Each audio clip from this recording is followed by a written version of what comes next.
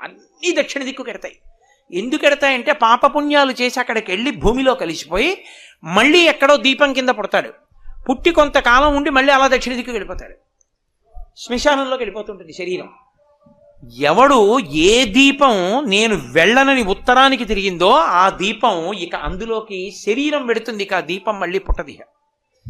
అలా తిరగాలంటే ఉత్తరానికి ఎవరి ముందు కూర్చుంటే తిరుగుతుందో తెలుసా? ఒక్క దక్షిణామూర్తి ముందే. దక్షిణామూర్తి ముందు కూర్చుంటే ఆయన దక్షిణాన్ని చూస్తాడు, మృత్యువుని చంపుతాడు కాబట్టి ఆయనకి భయం లేదు. మనం ఉత్తరం తిరిగి మృత్యుంజయుణ్ణి చూస్తున్నాం. చూపు మృత్యుంజయుడి మీద ఉంది కాబట్టి ఉత్తరానికి తిరిగితే పవిత్రం అని గుర్తు. ఉత్తర దిక్కు ఉత్తమ దిక్కు. కారణం ఏమంటే పరమశివుడు ఉంటాడు కైలాస పర్వతం మీద, కుబేరుడు ఉంటాడు. అందుకే కదా మంగళానికి బీరువాలన్నీ ఉత్తర దిక్కుకి తిప్పి పెట్టుకుంటూ ఉంటారు. కాబట్టి ఆ ఉత్తరం వైపుకి తిరిగింది పవిత్రం. కాశీగంగా కాశీగంగా అంటుంటారు. భారతదేశంలో గంగ ఎన్ని చోట్ల లేదండి? హరిద్వార్